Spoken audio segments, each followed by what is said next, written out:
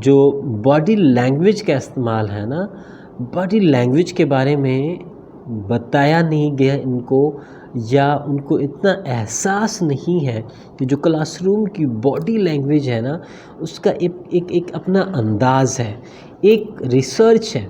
میں چاہتا ہوں کہ ہر ٹیچر کو، ہر کمیونیکیٹر کو، ہر اسپیکر کو، ہر بات کرنے والوں کو پتہ ہونا چاہیے کہ جب آپ بات کرتے ہو نا، آپ کے جو الفاظ کا اثر ہے، یہ جو میں الفاظ کی ادائیگی کر رہا ہوں، میرے جو الفاظ کا اثر ہے نا، یہ صرف 7% ہے۔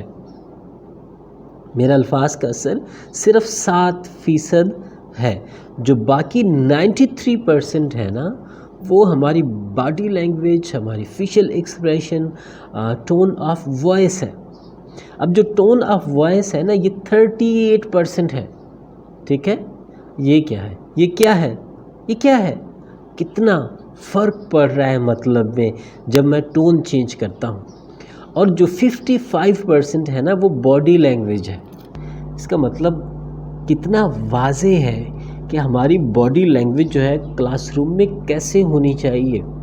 اب دیکھیں، جب آپ بچوں سے بات کرتے ہیں نا، اگر آپ کوئی اس انداز سے بات کرتے ہیں کہ آپ کہتے ہیں کہ یہ چیز ہم 2 حصوں میں تقسیم کرتے ہیں، یعنی کہ آپ کہتے ہیں کہ جو فار ایگزامپل جو کمپیوٹر کی ان پٹ، جو کمپیوٹر کی پیریفرل ڈیوائسز ہیں نا، ان کو ہم 2 حصوں میں تقسیم کرتے ہیں۔ ایک ہے ان پٹ ڈیوائسز اور دوسرا ہے آؤٹ پٹ ڈیوائسز۔ دیکھو نا، میں نے جو بیلنس ہے وہ شفٹ کر دیا۔ اب جو بچے ہیں وہ آپ کے ایک ہاتھ میں ان پٹ ڈیوائسز کو لے رہے ہوں گے اور دوسرے ہاتھ میں آؤٹ پٹ ڈیوائسز کو لے رہے ہوں گے۔ جو ہمارا انسانی دماغ ہے نا، یہ ایک خاص انداز سے معلومات کو لیتا ہے اور اسی انداز سے ان معلومات کو محفوظ رکھتا ہے۔ اگر آپ معلومات کو اس انداز سے دیں گے تو بچہ جو ہے ان کو آسانی سے ریٹین کر پائے گا، یاد رکھ پائے گا۔ اور اگر آپ اس انداز سے بچوں کو معلومات نہیں دیں گے تو وہ معلومات یاد رکھ نہیں پائے گا۔ کلاس کے سامنے آپ کھڑے ہیں، آپ بچے سے کہتے ہیں کہ چپ ہو جائیں، تو شاید بچے خاموش نہ ہو، لیکن اگر آپ کہیں کہ بچے خاموش، یا پھر اس طرح کا کوئی اشارہ کرتے ہیں، خاموشی کلاس روم کے اندر نا، خاموشی ایک بہت بڑی آواز ہے۔ بچے بولتے ہیں، اور اگر آپ بھی کہتے ہیں کہ بچے خاموش ہو جائیں تو یہ شور کرنے کے مترادف کہلایا جاتا ہے، ٹھیک ہے؟ یا تو آپ اشارہ کریں اس بچے کی طرف، یا پھر آپ خود چپ ہو جائیں۔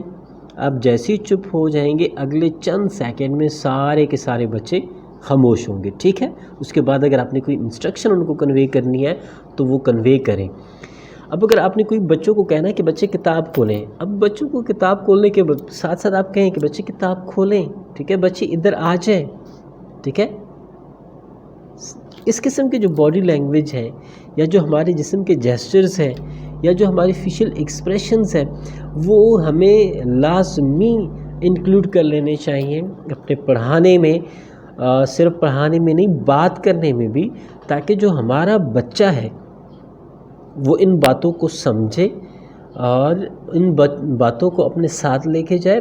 بلکہ یہی باتیں ہیں جو بچوں کی ہیلپ کرتی ہیں ریٹینشن میں، ان چیزوں کو سیکھنے میں اور چیزوں کو یاد رکھنے میں۔ اب دیکھیں کہ اگر ہم نے کوئی چیز سمجھانی ہے بچوں کو، ایک پروسیس ہم نے بچوں کو سمجھانا ہے۔